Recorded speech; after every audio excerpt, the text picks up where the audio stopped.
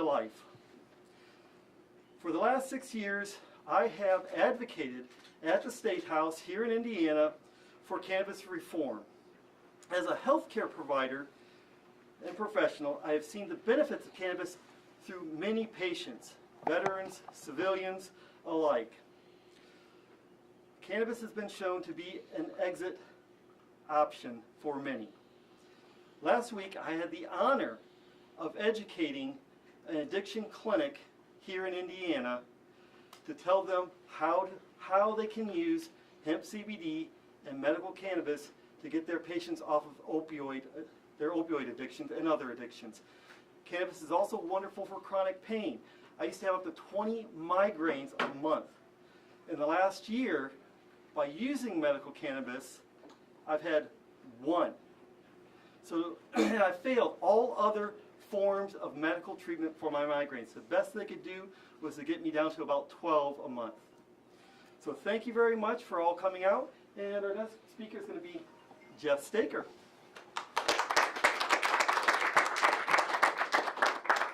It's as tall as I get, so. We didn't say that. Yeah. My name is Jeff Staker. I'm the founder of Hoosier Veterans for Medical Cannabis. I started this organization in 2016. My little bit of background, I spent 11 years in the Marines, retired from the Indiana Air Guard up at Fort Wayne. Was prescribed opiates through the VA for nearly 10 years. That's when they handed it out like candy. And I got off of it and inquired about cannabis. And unfortunately, I was still a federal employee for another 2 years, but I did start Hoosier Veterans for Medical Cannabis. So what have we been doing so far? We've gathered all our veterans throughout the state. We've passed resolutions through the Indiana Department of the VFW, the American Legion, and the AMVETS. And we've put on a forum at the Rayburn House Federal Building with distinguished doctors and veterans groups throughout the United States, speaking to senior members of the VA staff and congressional staff members. Recently now, what's going on? Well, we did help with getting CBD here in the state. We were good advocate for that. It came along. It's a step forward, but we're not quite there yet. The MORES Act, as everybody should know, that passed through the House 3 years ago. I took a letter down there with 3 pages of signatures from our state legislators to support that bill, and then I re-emphasized that again as it passed the 117th Congress and is now on its way over to the Senate. I believe it's going in the Finance Committee, and then before it goes on to the floor. So I encourage everybody, the MORES Act is what we need here in the state. The governor says he's waiting on federal interventions, but unfortunately some of the feedback I'm getting from our state senators, we're leaving it at the state to make the decision. So we're in a catch-22. But let's get that bill passed. The fighting is going to continue on in next year's session, and we're going to get there. And that's all I have to say. Thank you.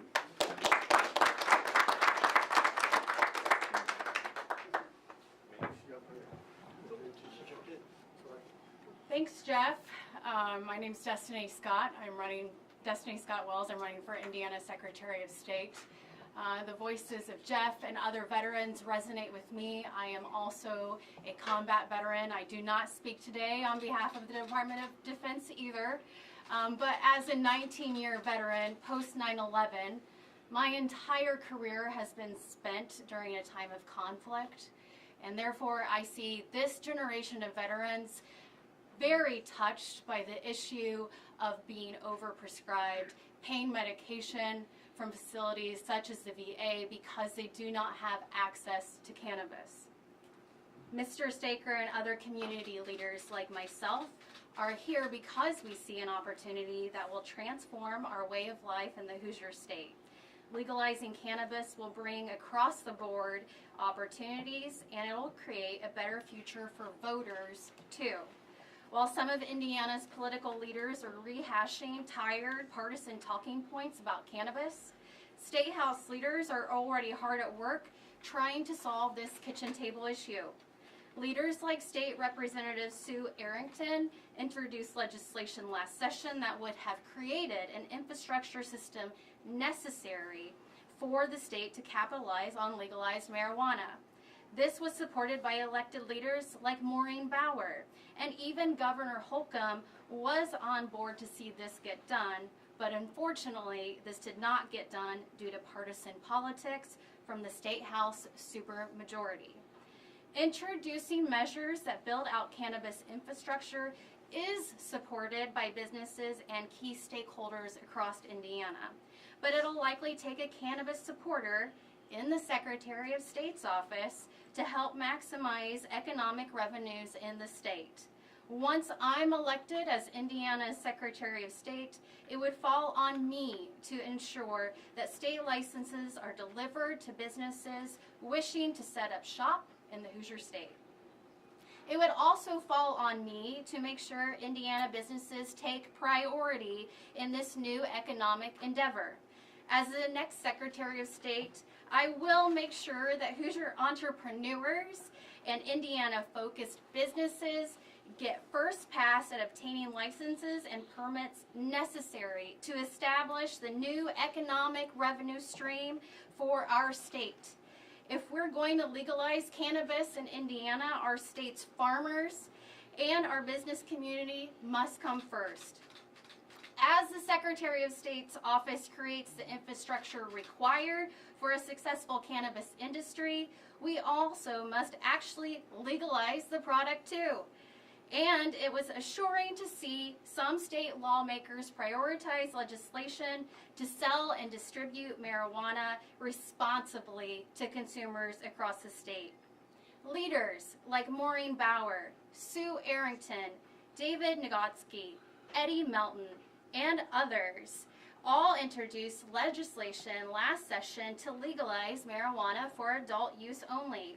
And by adult use, lawmakers are calling for responsible regulation where adults 21 and up could have access to these products for medicinal and recreational use. We've seen the economic benefits that come with the product, and we know friends and neighbors who contribute to economies in Michigan and Illinois. Indiana is watching easy money leave the state because we're letting outdated ideologies and opinions on marijuana come before a revenue source for the state and an economic opportunity for our farmers and business community. So let me state, cannabis is now legal in 37 states, with other states considering some form of legalization this year. These are Democratic and Republican states and vary from medical to adult use. What is painfully obvious to anyone living near a bordering state where cannabis is legal in some form is that the economic boom and jobs are provided to the state across the border. Indiana is missing out on this economic opportunity if we continue to ignore the topic and let partisanship, not Hoosier common sense, dictate. My call to action: it's time to legalize cannabis. It's past time for current office holders like Secretary of State Holly Sullivan to not publicly support marijuana reform. And it is time to deliver this product for folks who need it most, like my fellow veterans. Thank you.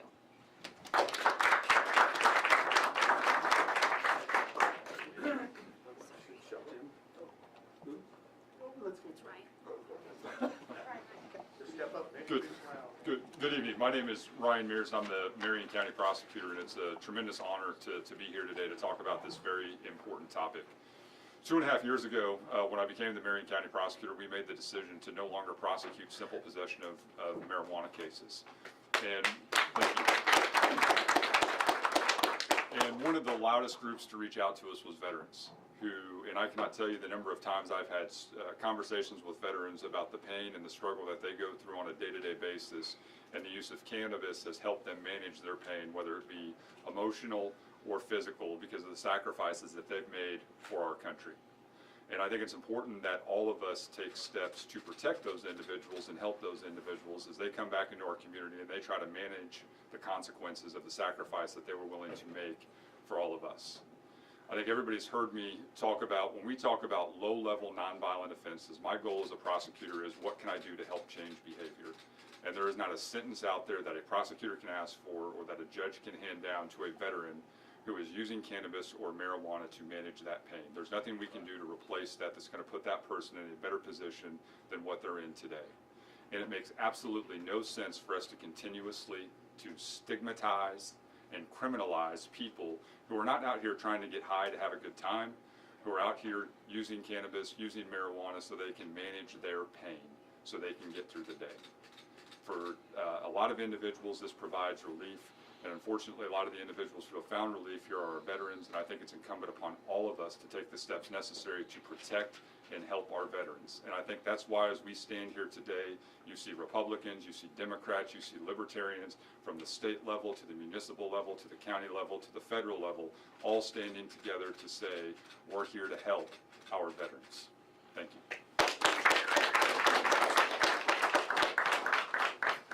Good afternoon. My name is Jim Merritt. I served for 30 years in the Indiana Senate, and I like to think that the reason why I served for 30 years is because I like helping people, and that's what all this issue is about, is helping people. In 2017, I wrote 24 pieces of legislation, of which 17 became law in regards to opioids. Whenever I'm posting an article on Facebook or any other social media, I always post it in regards to cannabis, hashtag edible, not a syringe. And that's where I'm coming from with this issue. You know, there are a lot of people that are suffering out there. And there's a lot of issues. And I'm not even here to talk about the financial end of this. It's absolutely helping people. And the states surrounding us, other than Kentucky, have worked on this issue. 37 states, as she said, have legalized this. What the state of Indiana ought to do is have a full-throated conversation about this. I saw this with the gaming issue in the 80s. I saw this with property taxes. I saw this with alcohol on Sundays being sold. This can be done. And it's up to, I think, people like myself who can professionalize, who can mainline this, mainstream it, that if we can teach Indiana the benefits of this and how we can help people, along with a lot of different outgrowths of this, of incentivizing farmers to grow it so that we can use the hemp in automobiles, and the industries can sprout anew. No pun intended. But I'm very, very happy to be here today. This is an issue that is bipartisan. I hope that my fellow Republican leaders get on board with this, because the Republican Party in Indiana, the people in the grassroots, Hoosiers, support the legalization of marijuana. They want to be taught about it, they want to understand it, and it's up to us to have a complete conversation about it and see what we want to legalize. If it's everything, great. If we want to look at what Ohio did, fine. But the bottom line is it's time. It is time. We're ready for it. And with 13 bills that were in the legislature last year, and with the MORE Act in Washington, with the Medical Marijuana Act passing the U.S. Senate, I see momentum, and I truly want to be a part of it. Hi everybody, my name is Tom Mcdermott. I'm a candidate for U.S. Senate. I'm also a veteran of the United States Navy. I served 6 years, 4 years on a nuclear-powered submarine, the Hyman G. Rickover. I'm here to talk about the federal decriminalization and hopefully the state decriminalization of marijuana and what it means to me. It means quite a few things. Drug dealers will stop making exorbitant profits off the sale of black market marijuana. That's one thing that it means to me. It'll take the profit motive out of it. It means Hoosiers will no longer have to drive to Illinois and to Michigan to purchase marijuana and become, breaking the law by crossing the state line if they do bring it back home to their house, turning innocent Hoosiers into criminals potentially being caught with this plant. It means to me, the economic development person in me knows that it means extra taxes for the state of Indiana if we pass it. It means extra economic development, more jobs, and that's what I know as a mayor. Most mayors, most towns are interested in increasing their tax base, and it's been proven in Illinois and in Michigan that it's working. safer methods of obtaining cannabis. We have story after story that we've read too many times where young people or people that are caught in the crossfire of a drug transaction that goes bad. We just had one, unfortunately, in the city of Hammond just a couple weeks ago. Drug transaction goes bad, and unfortunately, a lot of times the person trying to buy cannabis is caught in a crossfire. That'll go down as well. Regulated marijuana is safer for Hoosiers also, instead of getting it off the black market. You know, nowadays with all the fentanyl use that we're seeing in pills and the fentanyl use in cocaine and in heroin, I don't know if it's just a matter of time until that happens with black market marijuana. If you buy it from a dispensary, you know it's clean. It's regulated by the state. Lowers jail populations as well. I remember talking to your great prosecutor in Marion County, Ryan Mears, who I love. He's one of the very bold people that, you know, him, Senator Karen Talia, and I hold very high up because they really moved this issue forward. I remember Ryan and I talking about the number of prosecutors that used to have to prosecute these cases and how he's redeployed those prosecutors so they're working on violent criminals and on violent crime cases, which is where almost all Hoosiers could agree. Wouldn't we better served if Ryan's prosecutors were working on violent criminals instead of people that were carrying a plant? I think so. What we're not advocating for, because I think people, when they hear about pushing for the decriminalization of marijuana, they just picture no holds barred, just we're going to see people all over Indiana using this. And what we don't advocate for is driving under the influence of it. Obviously, it should be treated like alcohol. You don't purchase vodka and you drink it and then go driving around. That's illegal, just like driving under the influence of marijuana is and should be. We don't advocate using it before work, at work, obviously. Same rules apply with alcohol. We don't think children under the age of 21 should be able to access it either. That's one of the positives about selling it out of a dispensary. Because the local drug dealer on the street doesn't care if the kid's 14, 15, 16, but the dispensaries do. You have to have an ID to get in there. We aren't telling anybody that smoking marijuana is legal either. Smoking anything is unhealthy. Excuse me. Smoking is healthy for you. Smoking anything is harmful for you. And I know cigarettes have warning labels on them. Maybe that's a route we have to take if you're going to smoke marijuana as well, that you would have warning labels warning you that smoking is unhealthy for you. Purchase and possessing cannabis should be treated like we treat purchasing and possessing alcohol, in my opinion. Last year, 2021, the state of Illinois made more money off the sale of cannabis than they did through alcohol taxes, which is incredible when you think about it.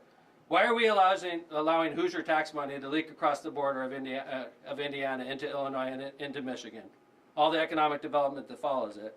I think that we should decriminalize it federally. I think we should decriminalize it in Indiana, and we should earmark all that tax money that we can make for our schools, for our veterans to increase their health care, and earmark it for mental health professionals.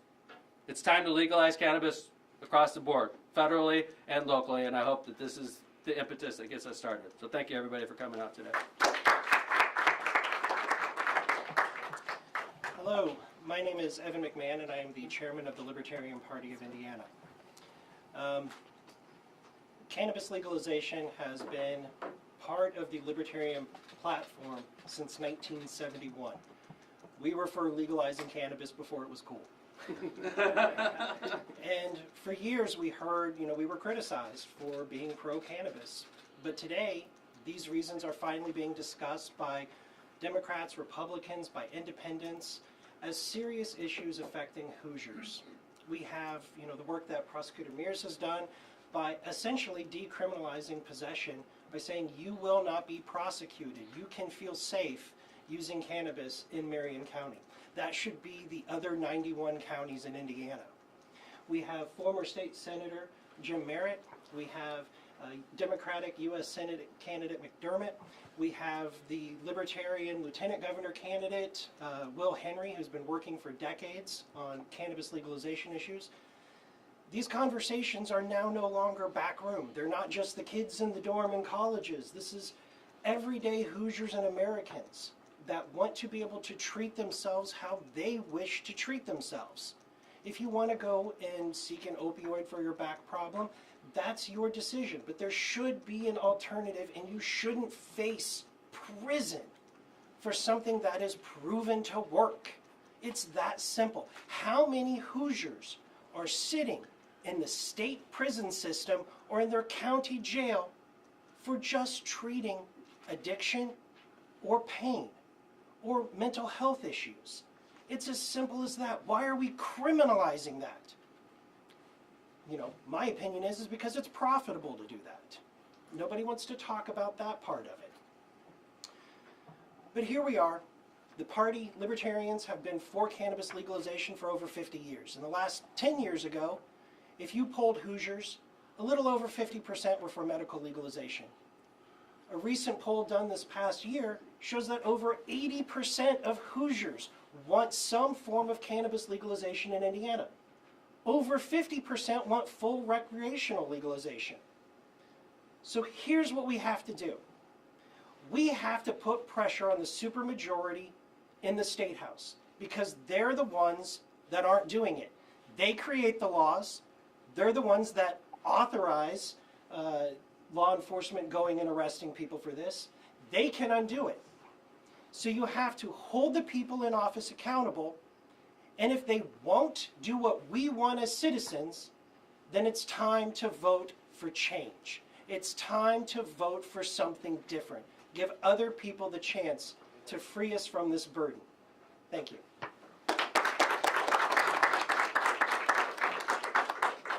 Thank you everyone for being here. My name is Kat Critch. I'm coming to you today as not only a citizen and a constituent of the state of Indiana, but I'm also coming to you as a patient, and I'm coming to you as a mother of a son that I buried due to fentanyl. So in my own journey, I was on 27 pharmaceuticals, and when I went to one doctor who was really honest with me, told me that cannabis would fix my problem. So 15 years later, here I am, 27 pills gone, and owner of 2 businesses, and I went back to college, and I'm out here for the people, the moms who don't get their voices heard when we bury our kids from all these opiates that doctors think they can just give them. And then when they mess up because they are high, because education wasn't given, then they go to jail, they go to prison, and our kids come out criminals at that point. So that's why I'm here today, to save somebody who wants to talk about the bad of cannabis, but we also need to realize that we have an endocannabinoid system that God gave us, that's why it works so well. It brings us all back to the middle, and that's why you see so many people getting off their pharmaceuticals. Pharmaceuticals were not made for cures. They were made for symptoms. Cures don't raise a lot of money, but symptoms do, and that's what I see. And as a respiratory therapist and now in the beauty industry, it's just all about, let's just get you quiet for that moment. We don't want to really research why you feel this way. Let's just give these pills, and it keeps on going and going, just like domestic violence. And it all comes to this, but I appreciate Ryan Mears, who did educate himself and see the benefits that it was causing his constituents of crowding our jails and putting our young kids in there. We can do better, Hoosiers. I'm a 5th-generation farm girl, and I know we can do better. I'm a Republican. I'm running for State Senate, District 26, because I care about the people. Because we've buried our kids too much, and we've all been put into bed because of pharmaceuticals and wasn't able to be out here and be who we really are. Let's go, Hoosiers, and get with the times. Thank you.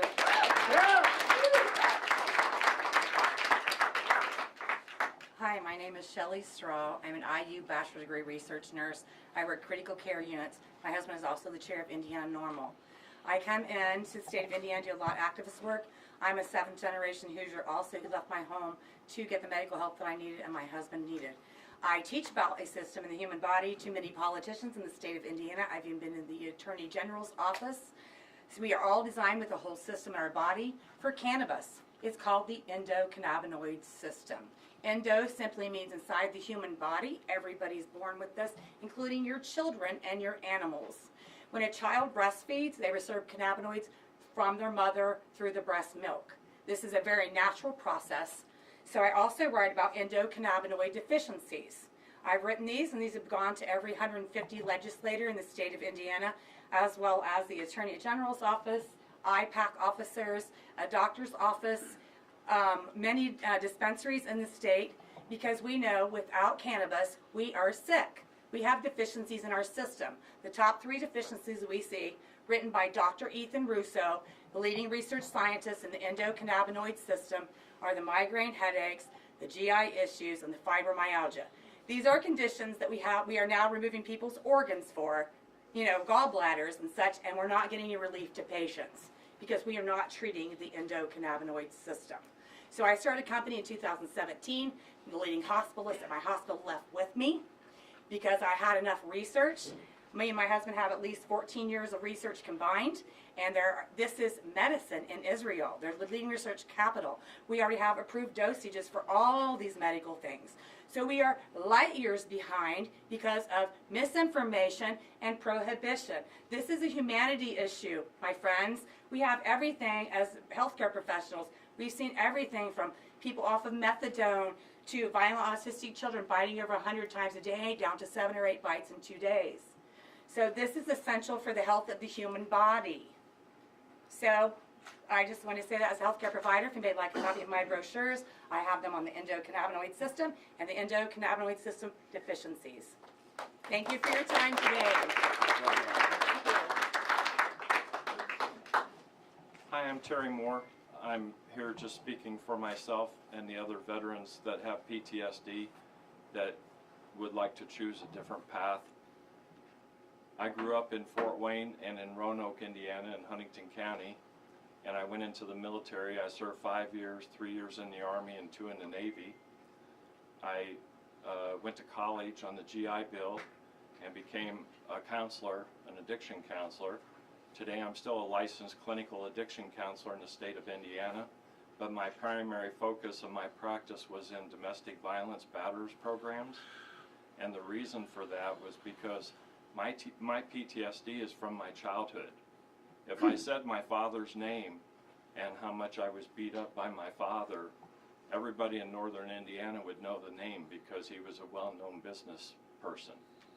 And he was the first man in the state of Indiana to own a helicopter. Well, I worked 40 years in the field of domestic violence, working with perpetrators, violent perpetrators. And in 2016, my PTSD triggered, and my fight or flight response system was activated for a year and a half. It's like if somebody jumps out from behind a door and scares the crap out of you, and you can't calm down again. It got so bad that my body tensed up all over, and I became incapacitated. I couldn't talk, or I couldn't walk anymore. I couldn't stand up. I spent 2 inpatient visits at the VA hospital, and I didn't understand that it was PTSD at first, but it didn't take long. But the first time somebody seen me speak with a microphone about this issue was on the State House steps about 5 years ago, and I was riding a little scooter then because I couldn't stand up, and I spoke with the bullhorn back then. Today, I walk, I go places, I do things. The psychiatrists at the VA, when I went in, my system was so severe and they were so afraid of me committing suicide, they offered me any medication I wanted. I had some information about these medications because I'm a licensed clinical addiction counselor. So I refused opiates and benzodiazepines. I didn't know what to do. I started reading research and found cannabis. So I didn't know what to do. I was running court programs. Who the hell's going to sell me pot, you know? And so I went to Colorado and got enough, and then I went and got a post office box in Champaign, Illinois, and changed my address over there so I could get a medical marijuana card in the state of Illinois. Today I could just drive up to Michigan.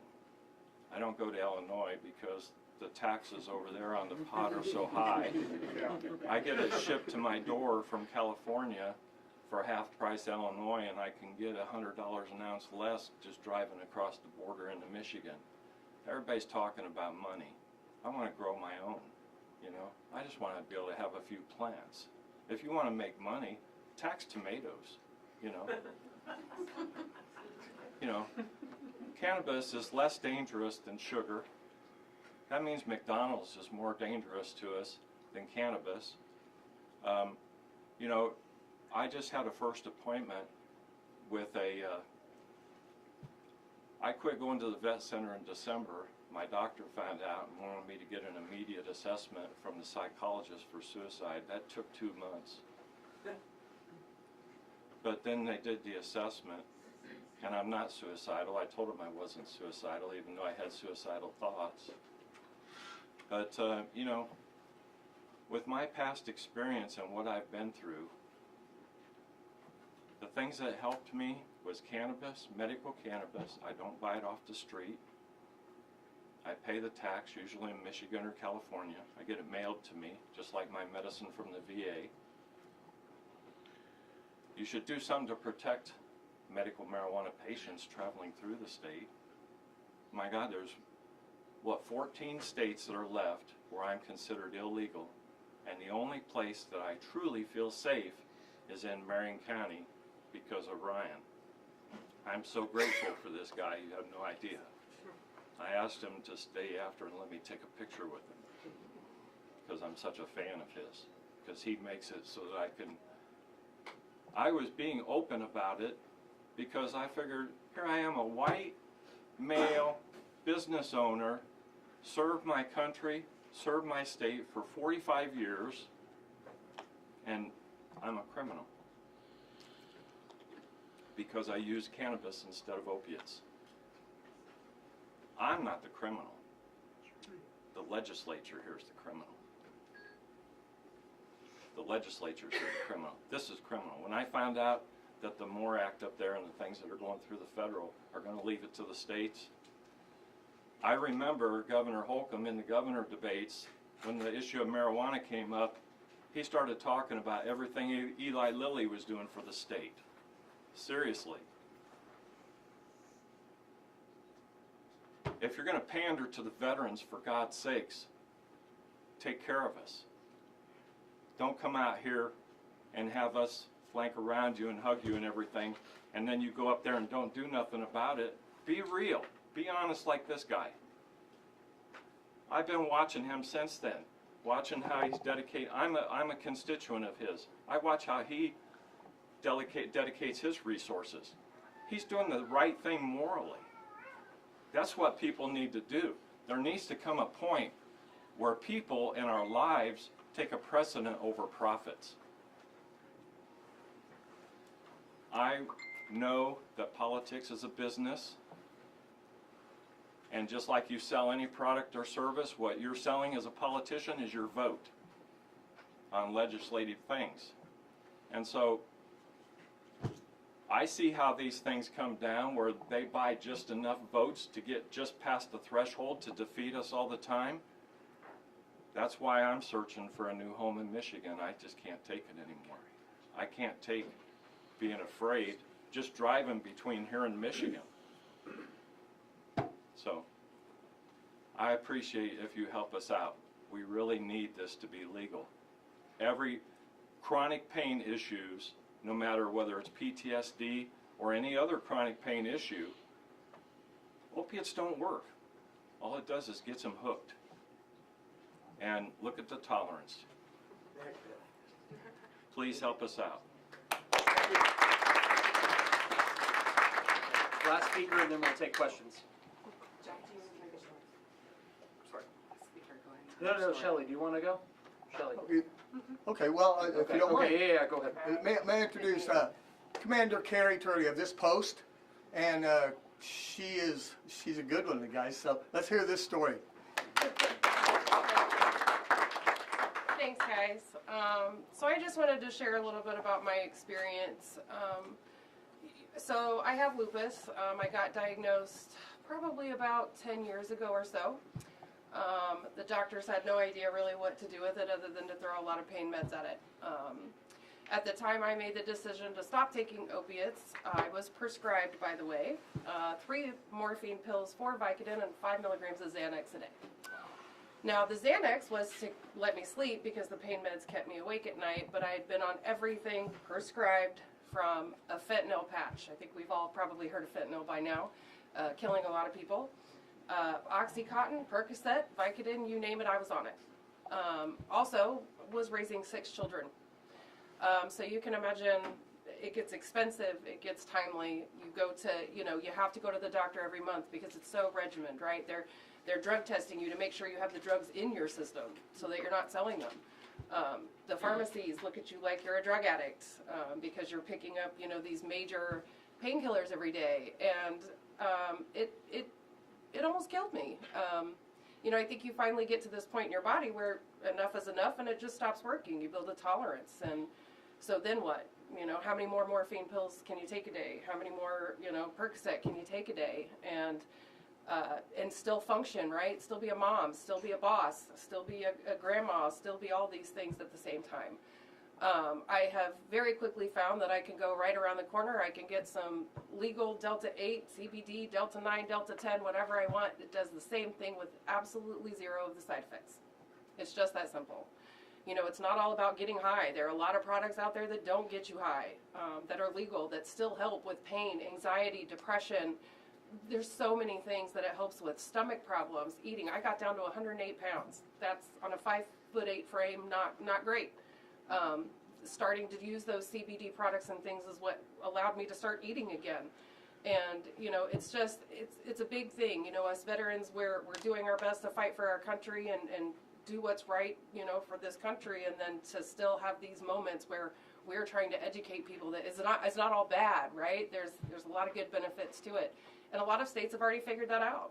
Unfortunately, Indiana's a little behind the times on that, but you know, hopefully we can get some education out there to vets that, you know, are struggling, whether it's pain, depression, anxiety, PTSD, so many different things that this can really help. And it's time that we get the word out there and get the education and stop making this such a taboo subject. So, you know, if my story can help anybody, I hope it does. You know, I don't have to take all those meds anymore. I save a ton of money and a ton of heartache, and I can still be there, be active for all my grandkids and my kids. So it's time we all stepped up and provided that education and did something about it.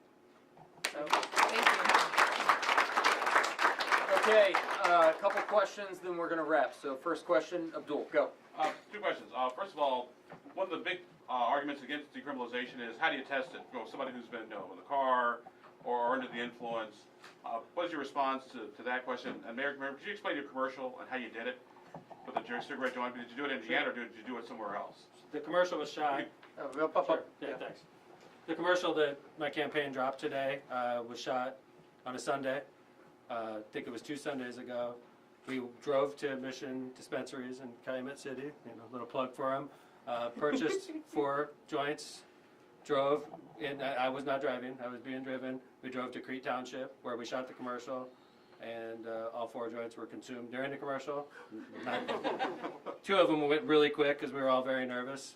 And then we had to ration the last 2, but I was very nervous. I don't know if you see the initial inhales, my hands were shaking because, I mean, you know, most people that have used cannabis in their life spent most of their life trying to be off a camera, so it was a weird, you know, weird being in front of a camera on purpose. But so yeah, that was the commercial, and I'm going to let Ryan talk about the driving, but that is a weakness, obviously, that if you're pulled over drinking alcohol, they could do a breath test on you and determine how intoxicated you are, and that certainly is a weakness in regards to cannabis, because if I tested a driver of mine that was driving a truck, and 2 weeks ago they went to a concert in Chicago and legally consumed marijuana, that's definitely a weakness, that they would still be positive 2 weeks later and they could be completely sober. And obviously, whoever could figure out how to test the intoxication of a person under cannabis is going to be a billionaire. So for those of you that are very smart, I would work on that.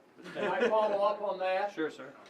If I'm going in for an employment screening or my employer decides to screen me, where does that place me in line with my job or job application?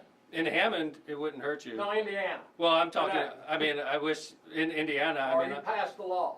Well, no, I'm sorry, I'm not in charge of Indiana at this point. I'm running for U.S. Senate, obviously. But in Hammond, it wouldn't hurt you in the administration I'm in charge of. I'm here with my police chief, by the way, Andy Short. Nice to see you. In the Hammond Police Department, Hammond Fire Department, they have rules that you have to follow. It's still illegal. So if you're going to be a police officer, obviously you have to follow the law in Indiana. If you're going to drive a commercial vehicle in the city of Hammond, obviously you have to follow the law in Indiana, which requires a drug test. So, you know, if it was my secretary, for instance, and she used cannabis, I'm not going to test her because she doesn't drive a heavy vehicle. So that's my choice in how I run the government in Hammond. But as far as Indiana, you'd have to talk to the governor and his administration, or Mr. Prosecutor. And I think to answer your, number one, we've already seen the legislature take strides in this particular area. They've passed legislation that provides for defense. And it's just like anything else. It's one thing to have it in your system. It's another thing is, are you operating under the influence? It's called under the influence. And there are things that can be done roadside to indicate, is a person suffering from the side effects of recent marijuana usage? Is that impacted their ability to drive? Has that impaired their ability to drive? And so there's really a common sense solution to this. You know, just the mere presence of it, does that necessarily mean that someone is per se driving under the influence? I don't think so, and I think we handle alcohol the exact same way. We look for outward signs of impairment and intoxication, and we can do the same thing with marijuana. We just have to put the resources into drafting common sense legislation that accounts for that. Cool. Brandon. Mayor McDermott, Could I answer that question? Sure. First of all, thank you to the veterans that are here for serving us. This is one of the major reasons why I got involved in this issue, and also thank you to the families who support them.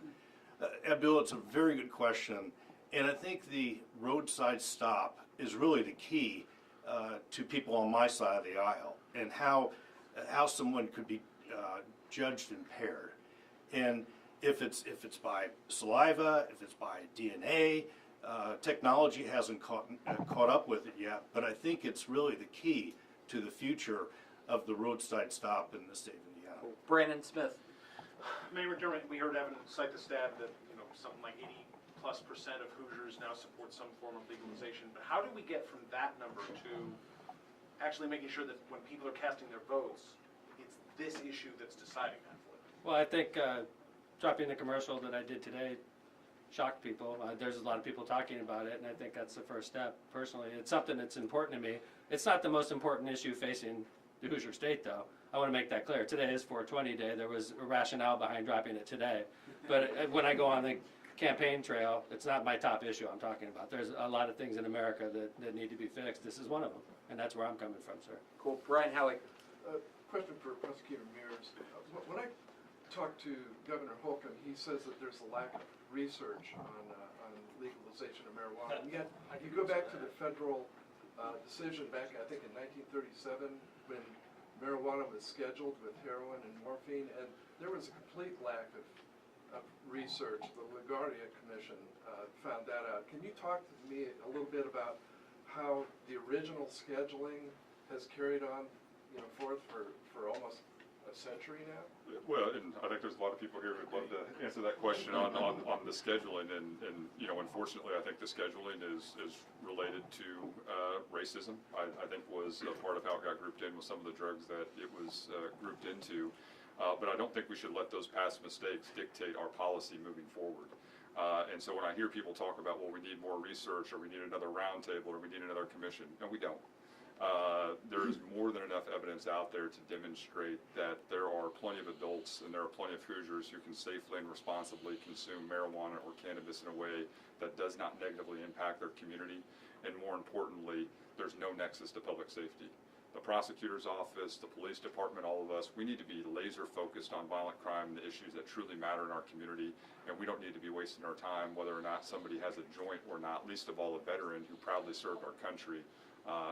Trying to jam them up over a small amount of marijuana. I heard a lot of grumbles back here on the One thing I wanted to say is, basically it was back in the 70s when they started the scheduling and stuff like that. But recently, let you know what your veterans have been doing. We wrote a letter to the U.S. Attorney General. I wrote a letter to our State Attorney General and to both our senators. Both the United Nations and the World Health Organization have reclassified cannabis into a category where it's recognized as a medicine. And under U.S. law, we have treaties with both the United Nations and the World Health, and to follow suit. So that's the argument that we made within that letter. So there's a change there that should be coming down. Okay, great. Garrett, go. Question for Mayor McDermott. We're still a little thin on peer-reviewed studies on the impact of marijuana, specifically on depression, PTSD. Is there a risk here that at the federal or state level we could be getting a little ahead of our skis here? Well, I think at this point it's been legalized in a couple states for close to a decade. So, I'm not an expert on the the research that's been done on this as far as mental health. I'm not an expert in that line of work at all, but I do think that we've seen it become successful in 37 states, and Colorado and California were pioneers a decade ago. I mean, it's been a while now, so I think it's, personally, I think it's time. Cool. Evan, go up, and then Meredith, you're next. I know you were asking Mayor McDermott that, but I would also like to point out that the reason why there isn't U.S. peered research is because the federal government has prevented studies with cannabis. However, there are hundreds upon hundreds of studies that have been done globally on the impact of cannabis on patients, including the Queen's College in Canada studying cannabis effects on people with Crohn's disease and ulcerative colitis, on cancer patients, on HIV patients. The research has been done there. It's been done around the world. So if we can accept, sorry guys, but if we can accept climate change studies from around the globe, we can certainly accept cannabis studies from around the globe. Meredith, go ahead. Yeah, so quick question for McDermott. So you were the second candidate, U.S. Senate candidate, to release a ad where you're smoking weed. Right.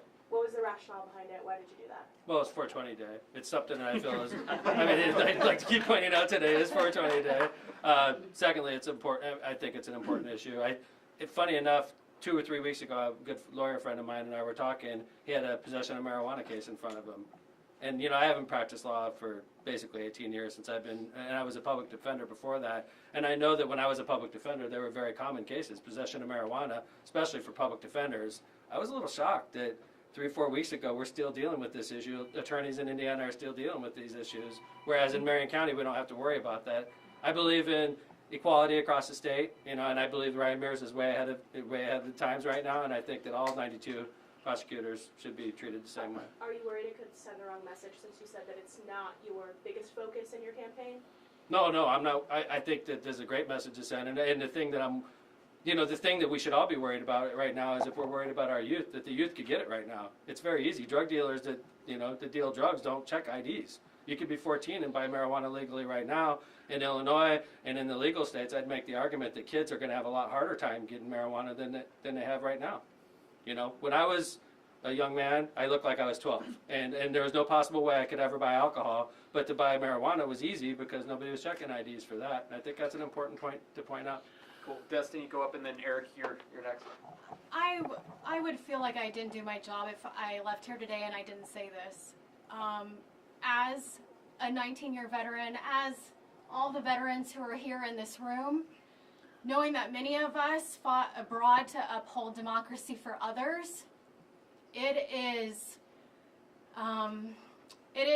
just wrong that our vote is not clearly honored when we are back here in Indiana, and that we are subject to a supermajority legislature that does not listen to us and what our needs are as a community, but holds us up like they are the patriots who back us. It is sad that we have to have a press conference to talk about this issue after years and years of not being heard. And so I just wanted to reinforce that for all the veterans who are here in this room today and for hosting it here, that we want to be heard and we don't want to just be held up as figures in the patriotic cause. Please actually listen and help us. Cool. Thanks. Last question, Eric Berman, then side questions after. Yeah, Destiny, don't go far. My question is for you and Mayor McDermott. Out of those 37 states that have been referenced, about half of them are medical only, about half of them are all purposes. Out of, I think, 9 speakers, you were the one person advocating for recreational. So why are you going that extra step? Beg your pardon, I forgot about you. But mostly, we were hearing about the medical benefits. So why are we going that extra step towards recreational? And Mayor McDermott, do you follow that as well? I'm going to go the extra step with recreational because I, as a former Deputy Attorney General for the Department of Correction and a former Assistant Corporation Counsel for Marion County, have dealt in the legal system, and I have seen the inequity that is within the justice system, the black men offenders who are disproportionately represented in the justice system. And I want to make sure that we do our best to resolve that. There is no reason that young male Hoosiers should be walking around Indiana with a record for doing something that is legal in other states as a recreational drug. Thanks. I'm for recreational marijuana in Indiana and nationwide, quite frankly. It started off to make, I think, a lot of people feel better. Even in California, it started off as medical, and suddenly everybody gets indigestion or migraines and they go see a doctor. And there's a whole industry in these states of doctors that'll literally talk to you on the phone for 5 minutes and give you a medical card. So it's sort of a fiction. I think it makes people feel better, but it's sort of a fiction. And I'm not into fictions. I'm like, let's just make the move and reap the benefits in Indiana that'll come along with it. The money for veteran programs, the money for schools, the money for mental health counseling, the jobs and economic development that come along with it. And we didn't even talk about lowering our jail population. There's a lot of savings and a lot of cost benefits to why we should do this. So I'm about recreational use in Indiana. Thank you, everyone. Side questions, go ahead and go to them. Thank you very much. Appreciate it.